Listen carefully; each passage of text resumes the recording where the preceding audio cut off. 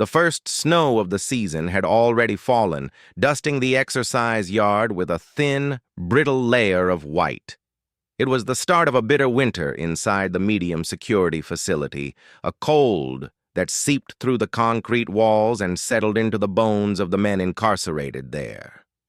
For Marcus Chen, a man serving a decade for white-collar crimes, the cold was just another part of the backdrop to his monotonous existence.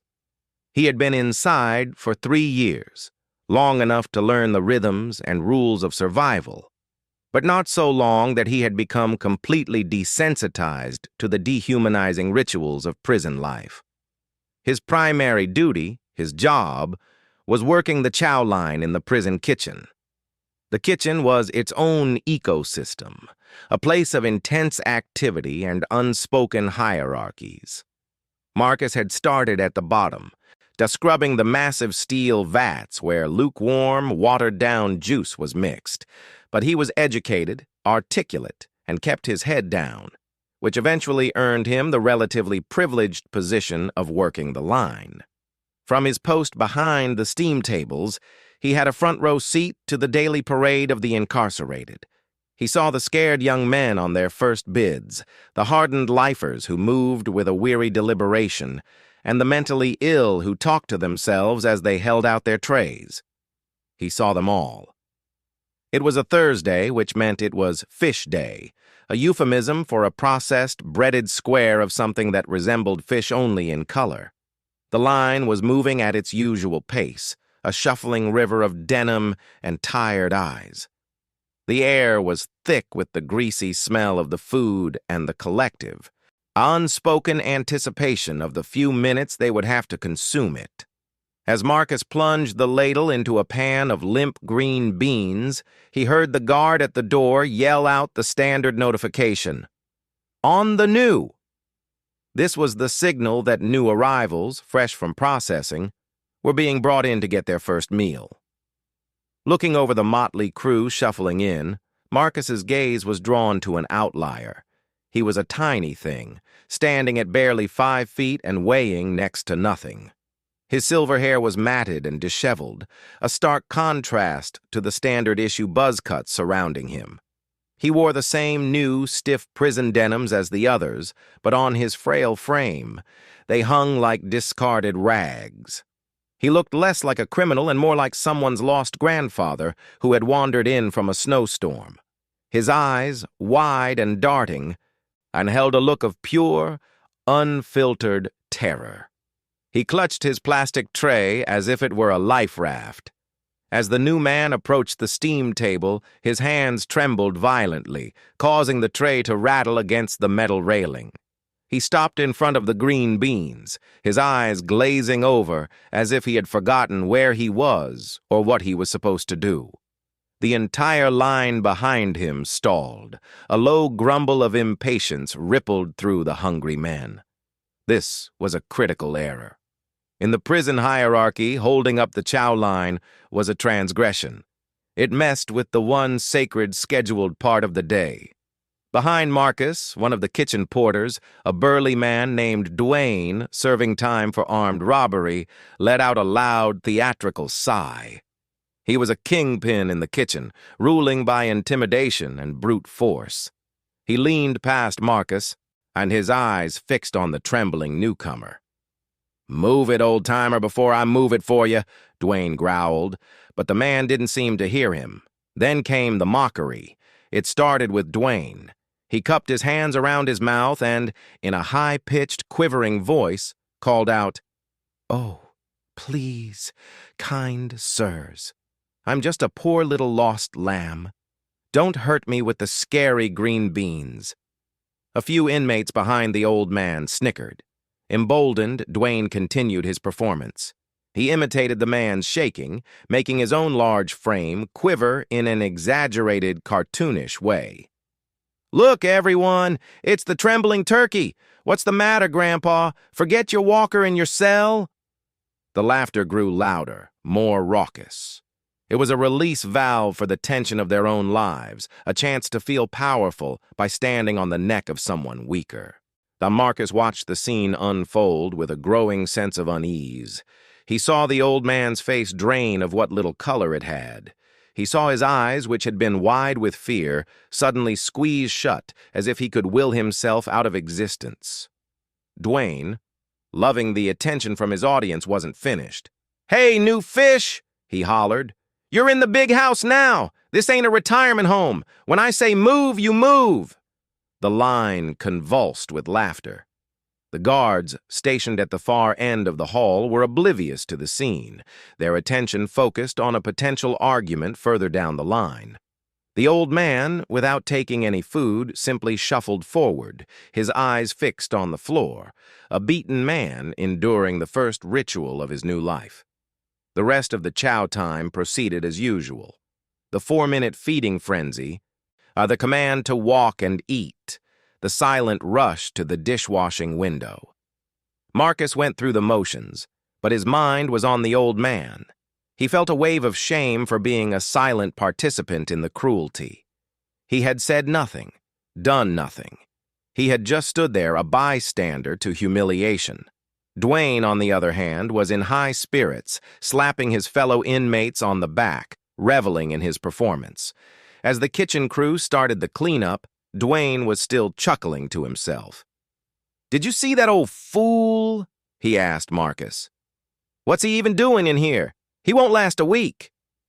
Marcus just shrugged, not wanting to engage. He was eager to get back to his cell, to the small sanctuary where he could read his books and forget about the Dwaynes of the world. But as he was about to leave, the main kitchen supervisor, a veteran correctional officer named O'Neill, walked in.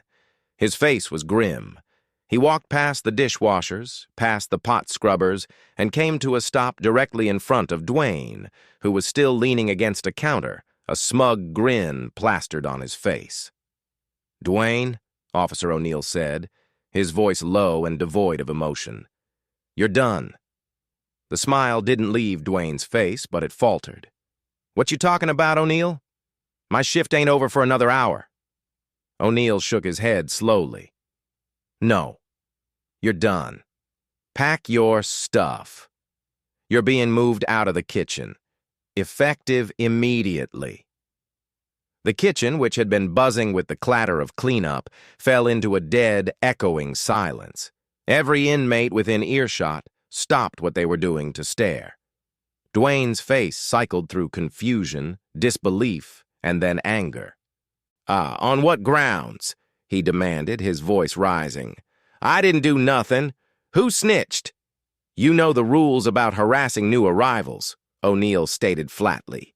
"Especially this one." "What about him?" Dwayne sputtered, gesturing wildly. "It was just a joke, a little fun, that's all it was." O'Neill took a step closer, his eyes boring into Dwayne's. "That little fun you were having. The old man you were mocking." He paused, letting the tension build to an unbearable peak. "His name is Harold Webb. Before he got here, he was the district attorney for this very county. He spent 30 years putting men like you away. And about an hour ago, the commissioner of the Department of Corrections himself called this kitchen. Seems the DA's office wants to make sure their former colleague is treated with respect. And they want to make an example out of anyone who doesn't comply." The silence in the kitchen was now absolute, a vacuum of sound that seemed to swallow every breath. Dwayne's face, moments ago flushed with cruel mirth, went pale. His jaw worked silently, but no words came out. He had mocked the wrong man. The joke wasn't funny anymore. His plum job in the kitchen with its extra food and relative comfort was gone. He would be sent to a general population job, maybe sanitation or the laundry. His career, as it were, had just come crashing down around him, all because he couldn't resist the urge to kick a man when he was down. Marcus, watching from the corner, felt no satisfaction, only a profound and chilling realization of how quickly fortunes could change, how the hunter could so easily become the hunted, even inside these walls. The immediate aftermath of the incident in the kitchen was a whirlwind of whispers and uneasy glances. For the rest of the evening, the only topic of conversation in the cell blocks was Dwayne's spectacular fall from grace. Men who had laughed at his jokes now shook their heads, murmuring about the dangers of messing with the wrong new fish. Dwayne himself was escorted from the kitchen within the hour, his face a mask of stunned fury. He didn't return to his usual bunk in C Block that night, leaving his empty bed as a silent monument to the day's events. Marcus, however, found himself unable to join in the gossip or the subtle schadenfreude. He lay on his bunk, staring at the underside of the top rack, replaying the scene over and over. He saw Dwayne's smirking face, heard the cruel laughter, and then saw the utter devastation when Officer O'Neill dropped the bombshell.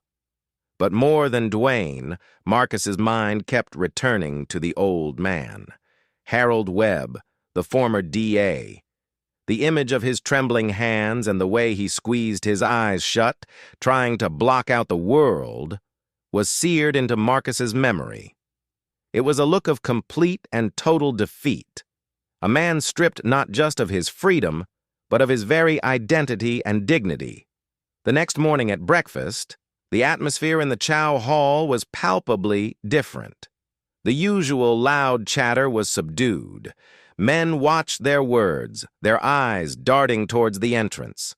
When Harold Webb shuffled in, he was a ghost walking through a cemetery.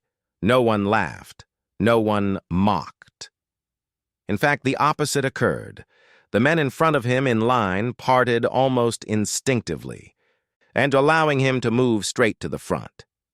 An inmate Marcus recognized as a member of the Aryan Brotherhood, a man covered in tattoos who never yielded for anyone, stepped aside without a word and even gave a slight respectful nod. The fear of the invisible power structure outside the walls, the DA's office, the commissioner, had permeated the concrete and steel, creating a new, uneasy hierarchy inside. Marcus watched as the man who had been tormented just 24 hours prior now received his tray without a word of complaint from anyone. He watched as Webb, his hands still trembling slightly, took his food and found a seat at the end of a table. Within seconds, the three men sitting there picked up their trays and moved to another table, leaving him in a bubble of isolated solitude. It wasn't cruelty this time, but a profound discomfort. And they didn't know how to act around him. He was one of them now, but he also represented the ultimate them on the outside. He was the law. He was the enemy. And his presence among them was deeply unsettling. For Marcus, this silent treatment was almost worse than the mockery. Dwayne's cruelty, at least, was an interaction. This was a void. Driven by a sense of guilt for his own inaction the previous day and a strange sense of pity, Marcus made a decision that felt both reckless and necessary. He filled his own tray and walked directly to the table where Webb sat alone. He didn't ask permission. He simply sat down across from him. For a long moment, neither spoke. Webb looked up from his tray, his pale blue eyes meeting Marcus's. They were wary, expectant, waiting for the next blow. Marcus cleared his throat. It's not all like that, he said, his voice quiet. The first day is the hardest. It gets manageable. Webb stared at him, saying nothing. He was assessing him, Marcus realized. This man, this former prosecutor, was mentally cataloging him, trying to figure out his angle. It was a habit born of decades in a courtroom. Marcus pressed on. "The coffee is terrible," he said, gesturing to the lukewarm liquid in Webb's cup. "But if you go to the commissary on Tuesdays, they get these instant packs that are, well, less terrible. I have some. I could,